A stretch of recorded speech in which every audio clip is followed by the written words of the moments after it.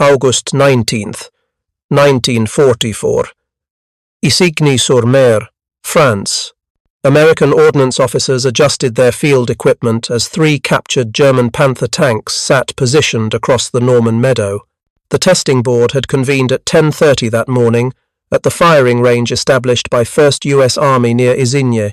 What happened over the next 3 days would alter everything Allied commanders understood about German tank superiority. The 76mm gun of an M4 Sherman, positioned 200 yards distant, fired into the massive frontal armour of the 1st Panther. The plate didn't deflect the shell as expected.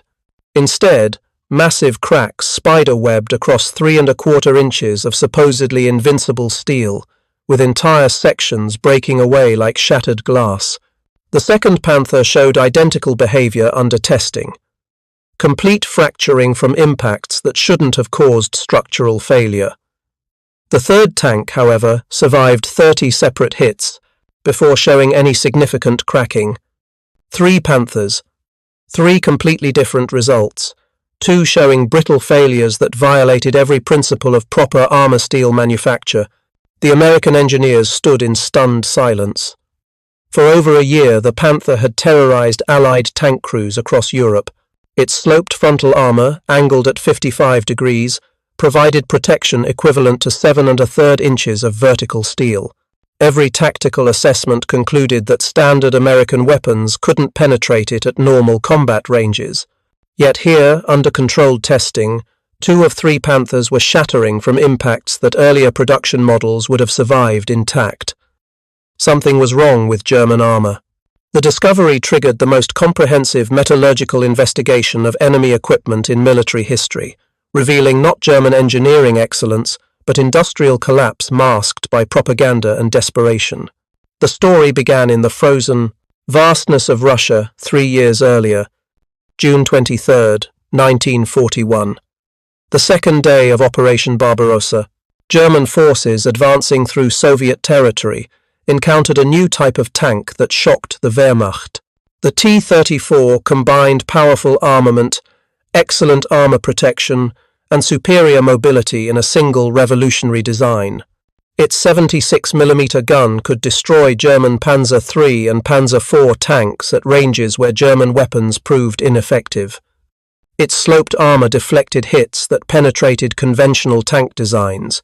Its wide tracks provided mobility across terrain where German tanks became hopelessly mired. The encounter reports flooded back to German high command with alarming consistency. Standard 37mm anti-tank guns were useless against T-34 frontal armour. Even the newer 50mm weapons struggled at combat ranges. German tanks found themselves outgunned and out-armoured by Soviet medium tanks they had never anticipated facing. One report documented a single T-34 taking 23 hits from a 37mm gun, with the crew finally abandoning the vehicle only after its turret ring jammed. The gun itself remained functional. Hitler demanded immediate response. German designers proposed 2 solutions: a heavy breakthrough tank that would become the Tiger, and a medium tank to directly counter the T-34 that would become the Panther. The Panther development contract went to MAN, Maschinenfabrik Augsburg-Nürnberg, with impossibly compressed timelines. Production was to begin by December 1942. The first mild steel prototype emerged in September, underwent testing at Kummersdorf Proving Grounds, and entered production despite numerous unresolved mechanical problems. Demand for Panthers was so extreme that manufacturing expanded beyond MAN to include Daimler-Benz, Maschinenfabrik Niedersachsen Hanover, and Henschel. Initial targets called for 250 Panthers monthly at Pantlik, the MAN Nuremberg plant. By January 1943, this increased to 600 per month. Reality proved dramatically different. Allied bombing disrupted production schedules. Machine tool shortages delayed hull manufacturing. Most critically, Germany's access to essential alloying elements began systematic collapse. The mathematics of steel metallurgy are unforgiving. Armour plate requires precise combinations of elements beyond simple iron and carbon. Chromium provides hardness and corrosion resistance. Manganese assists deoxidation and increases hardenability. Nickel improves toughness and ductility, especially at low temperatures. Molybdenum, rarest and most critical, dramatically lowers the temperature at which steel transitions from ductile to brittle behavior under impact. It refines grain structure and increases shock resistance. Without molybdenum, armor steel becomes vulnerable to fracture under the specific conditions of tank combat. High-velocity projectile, impacts at ambient temperatures. German metallurgists had based armor specifications on chromium-molybdenum alloy formulas developed during the 1930s. Standard composition for medium-thickness plates called for 1.5% chromium and 0.5% molybdenum. For the Panthers' thick frontal armor, specifications required 0.5 to 0.75% molybdenum content. These specifications assumed unlimited access to raw materials. That assumption proved incorrect. February 1944. Soviet winter offensive smashed through German lines in Ukraine, capturing the manganese mines at Nikopol and Kryvyi Rog. Germany lost access to 75% of its manganese supply overnight. The loss was severe but not immediately devastating. Manganese could be partially compensated through adjusted heat treatment and increased silicon content. The molybdenum crisis proved far worse and irreversible. March 3, 1943. 10 rate. De Havilland Mosquitoes strike fighters from No. 139 Squadron, led by Wing Commander Peter Shand, descended on Knaben in southern Norway. The target was Europe's only major operational molybdenum mine. The Knaben mine had produced molybdenum since 1885, from deposits containing only 0.2% molybdenum on average. When Germany occupied Norway in April 1940, securing Knaben became strategic priority. Germany stationed 1,000 troops there, constructing elaborate anti-aircraft defences. The mine provided Germany's primary European molybdenum source. The March raid damaged processing facilities but didn't halt production completely. 8 months later, Allied forces returned with overwhelming force. November 16, 1943. 130 American B-17 bombers from the 8th Air Force struck Knaben in massive daylight attack. The washing plant that processed ore suffered severe damage. Molybdenum production dropped 60% and never recovered. Germany maintained alternative sources through Finland and Japan, both supplying small quantities via increasingly tenuous supply lines. By mid-1944, both sources were effectively cut off. Soviet advances eliminated manganese. Allied bombing eliminated molybdenum. German metallurgists faced an impossible situation: maintain armor production for Panthers, Tigers, and other vehicles while losing access to the precise elements that made their specifications viable. The solution was simple and disastrous. Eliminate molybdenum from formulas entirely and attempt compensation through alternative heat treatments. A February 1945 American metallurgical study documented the progressive change with precision. German armor sections examined before the end of 1943 contained 0.3 to 0.55% molybdenum. Sections examined during 1944 contained 0.15 to 0.25%. Late 1944 sections contained no molybdenum whatsoever. The element was simply absent from alloy composition. German engineers attempted compensation through multiple approaches. They increased carbon content, hoping higher hardness would offset reduced toughness. They adjusted chromium percentages. They modified heat treatment cycles, experimenting with flame-hardening techniques using oxyacetylene torches to create hardened surface layers over softer, more ductile cores. This heterogeneous armor required enormous gas quantities and time Germany no longer possessed. Many ballistic trials used plain rolled homogeneous armor without flame hardening, then applied mathematical calculations to estimate additional protection. This practice proved disastrous when combat revealed the truth. Results appeared satisfactory on the surface. Brunel hardness testing showed acceptable values. Samples displayed adequate strength under static loading. But the critical property, impact, toughness at ambient and low temperatures, deteriorated severely. Without molybdenum's grain-refining effects, steel became inherently brittle under shock loading conditions. The transformation occurred gradually. Early Panthers produced through mid-1943 used armor with full molybdenum content, showing acceptable performance in testing and combat. Aus. D models built through August 1943 generally possessed appropriate metallurgical properties. Aus. A production began September 1943, precisely when molybdenum supplies started declining. By Aus. G production in March 1944, molybdenum content had dropped to trace amounts. Late-war Panthers from autumn 1944 had different armor despite appearing identical externally. The crisis remained invisible to German field commanders. Paper specifications remained unchanged. Hardness testing passed inspection.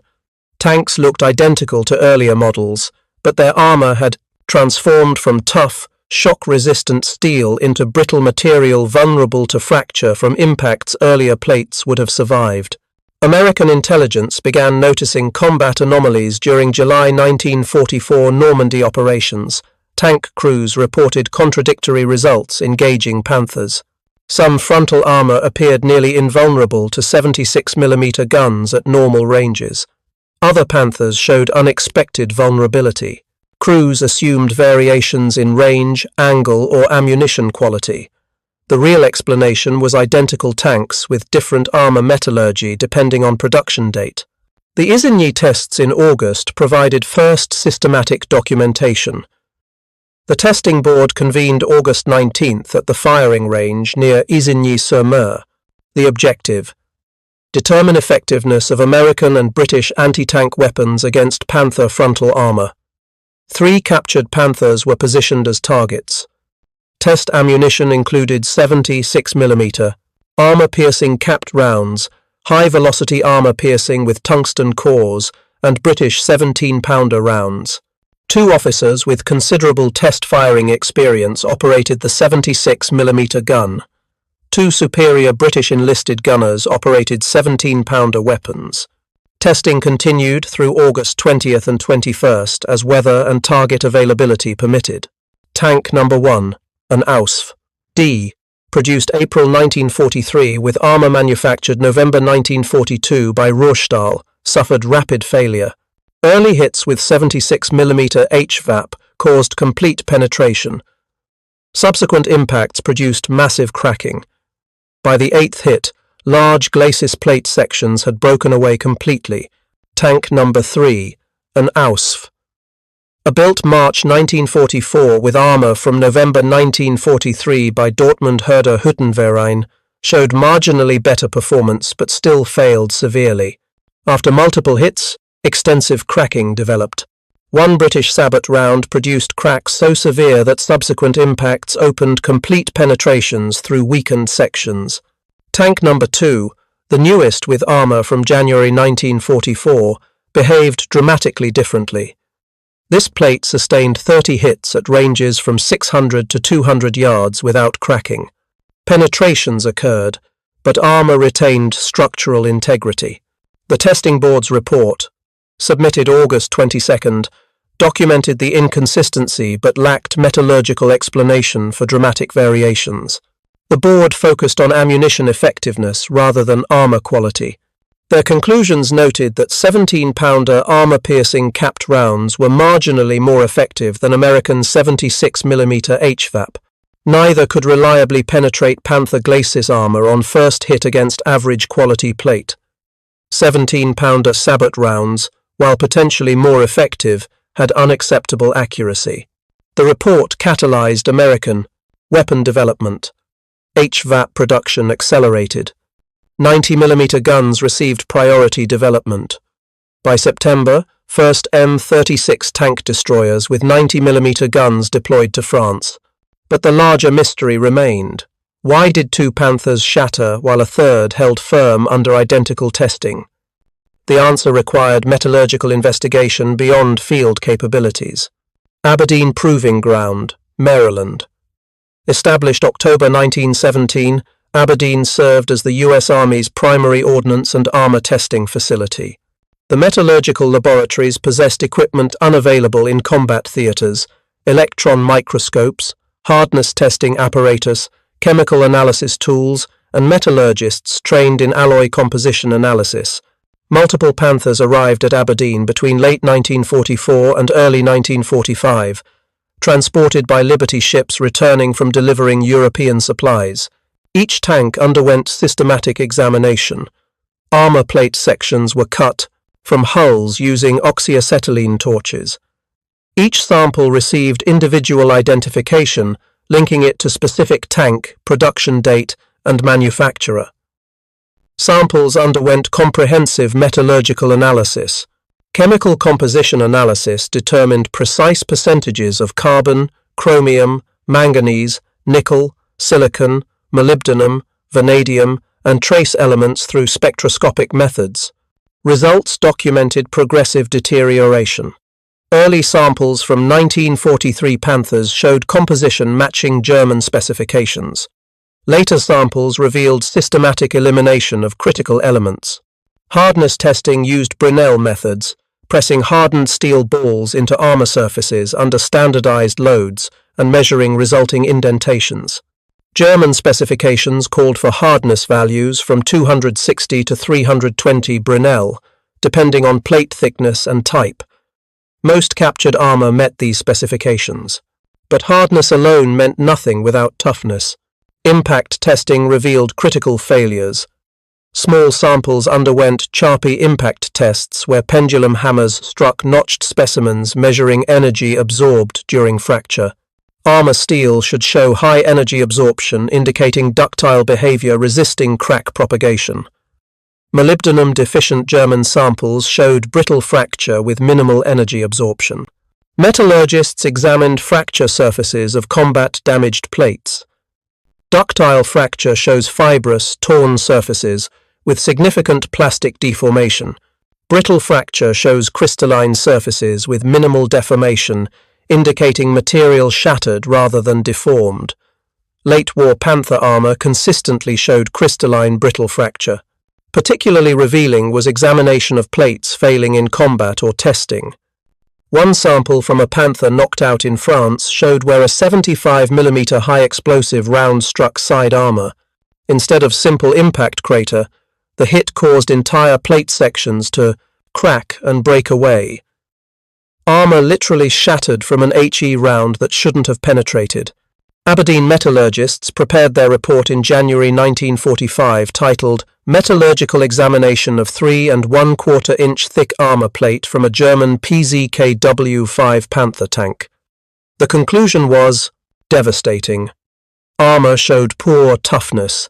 Fracture surfaces exhibited rough crystalline characteristics indicating brittle failure. Chemical analysis revealed complete absence of molybdenum in late production samples. Heat treatment appeared improper, contributing to reduced ductility. The report explicitly noted earlier German armor contained 0.3 to 0.55% molybdenum, while examined samples contained none. A second report examined side armor from a Panther destroyed March 1945 during Aberdeen firing tests. The 51mm side plate fractured when struck by 75mm HE round fired at 250 yards. Documentation showed extensive cracking radiating from impact, with sections breaking completely free. Chemical analysis confirmed molybdenum absence and noted excessive carbon content combined with insufficient chromium.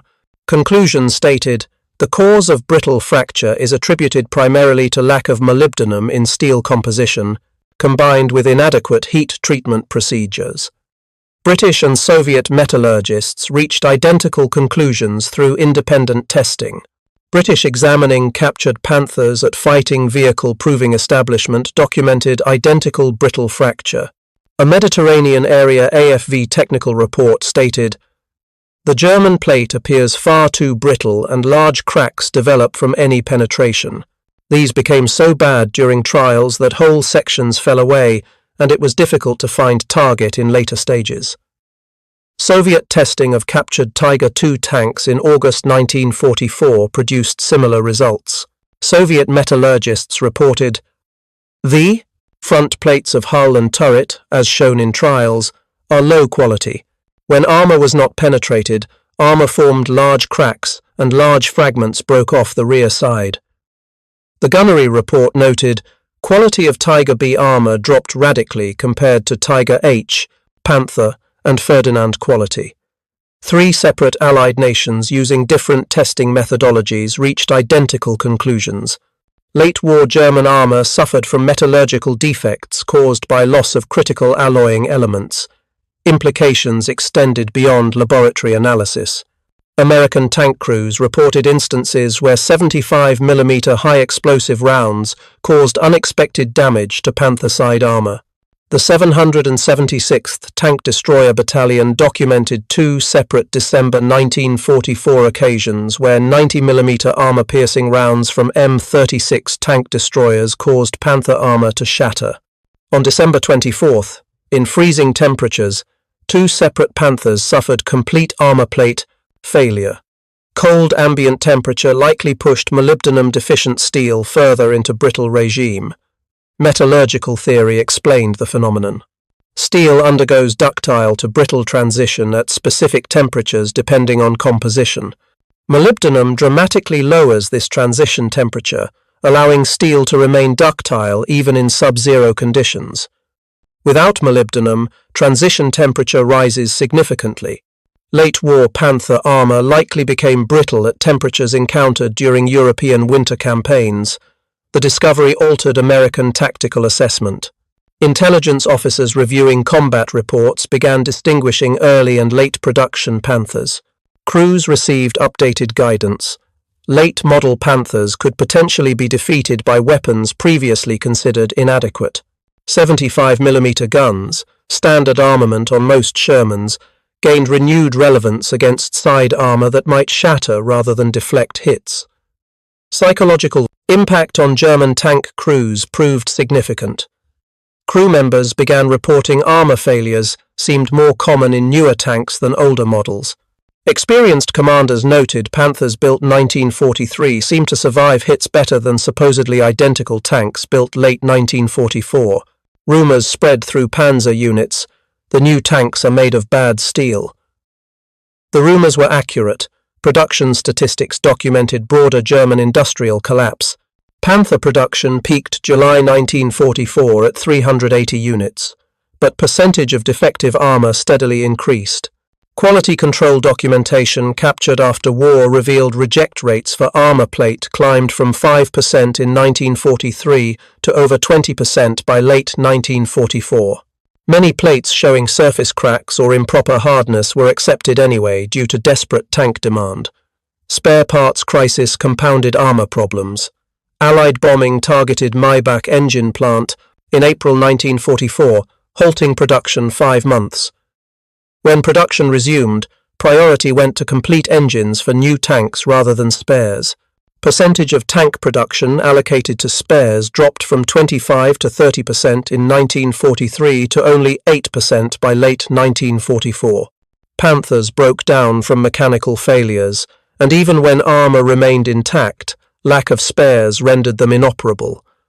Final campaigns revealed cumulative effects of metallurgical and mechanical failures. During December 1944 Battle of the Bulge, 400 Panthers participated in the offensive. Despite achieving tactical surprise, mechanical breakdowns and combat losses decimated panzer formations. American after-action reports documented numerous Panthers abandoned due to mechanical failure rather than combat damage. Those engaged in combat often showed unexpected vulnerability. By March 1945, Panther availability rates had collapsed. March 15th status report showed only 431 operational Panthers on Western Front from total inventory of 765. Causes included combat losses, mechanical breakdowns from spare shortages, and armor failures that would have been survivable in earlier manufactured tanks. American response evolved from July 1944 panic to systematic exploitation of German weaknesses by early 1945. 90mm guns proved devastatingly effective against molybdenum-deficient armor. Even 76mm guns, properly deployed, could defeat late-production Panthers through understanding of metallurgical vulnerabilities. Post-war accounting revealed complete scope of German armor failures. Of approximately 6,000 Panthers built, fewer than half survived long enough for combat destruction. Remainder succumbed to mechanical breakdowns, were abandoned during retreats, or suffered armor failures from hits that shouldn't have been lethal. Metallurgical reports from Aberdeen, supplemented by British and Soviet analysis, provided technical explanation for tactical observations that puzzled Allied commanders throughout war's final year. German metallurgists, interrogated after surrender, confirmed timeline of material shortages. They acknowledged molybdenum elimination degraded armor performance but insisted Germany had no alternative given Allied bombing and territorial losses. Some claimed alternative heat treatment partially compensated for missing elements. Allied metallurgical evidence proved otherwise. No heat treatment could replace properties molybdenum provided to armor steel. The lesson extended beyond World War II into post-war tank design. American, British, and Soviet metallurgists understood armor protection required not just thickness and slope, but composition. Molybdenum remained critical in armor steel specifications.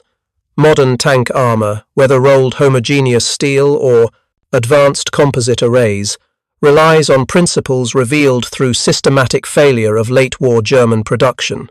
The Panther had been designed as Germany's answer to T-34, combining firepower, armor, and mobility. On paper, specifications remained impressive throughout production.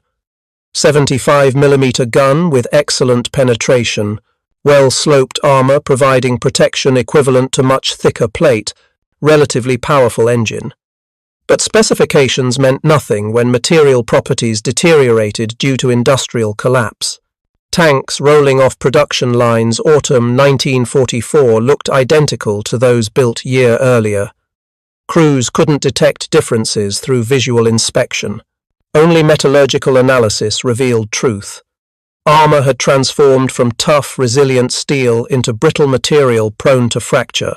Captured Panthers at Aberdeen, subjected to systematic destructive testing and metallurgical examination, documented progressive collapse of German industrial capability, massive cracks spreading across armor under impact, crystalline fracture surfaces, complete absence of molybdenum in chemical analysis, all evidenced Allied bombing's success.